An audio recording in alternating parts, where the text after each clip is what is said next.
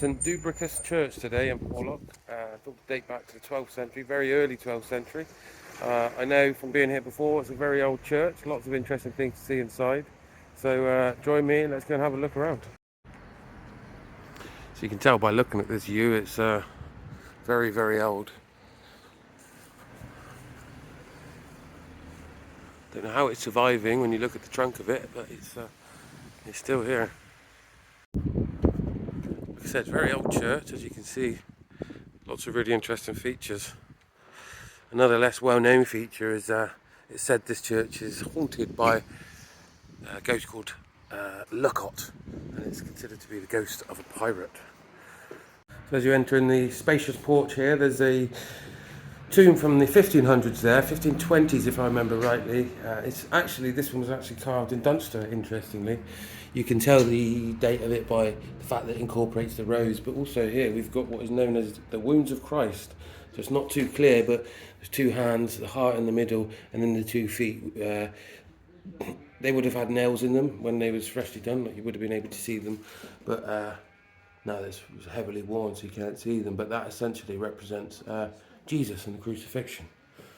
Anyway, let's have a look inside.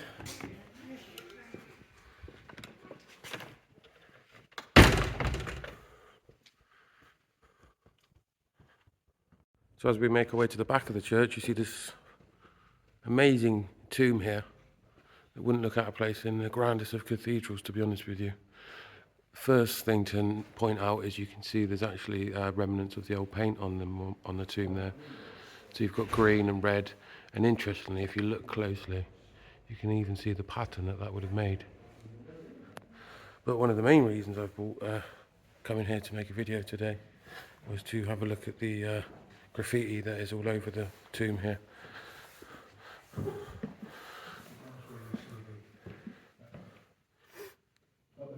So as you can see, it's absolutely covered. 1700s.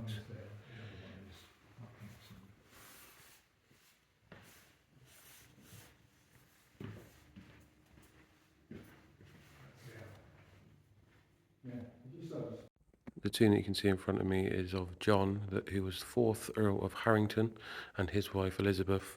Interesting fact about John, he actually accompanied Henry V on his second expedition to France during the 100 Years' War. This was in 1417, and he took along with him 86 archers and 29 lances. But unfortunately, he died in France a year later.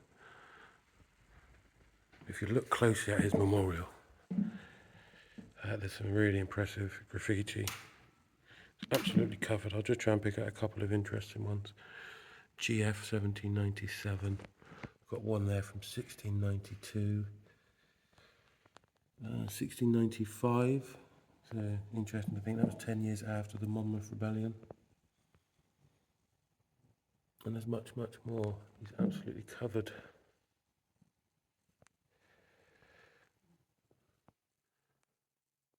Here we've got 1739. Rich Phillips.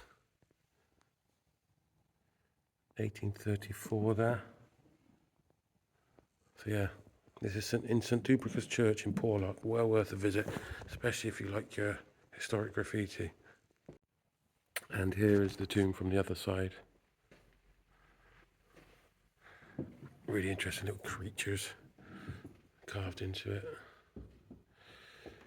Yeah, she's covered in graffiti as well. Unfortunately, she's not escaped.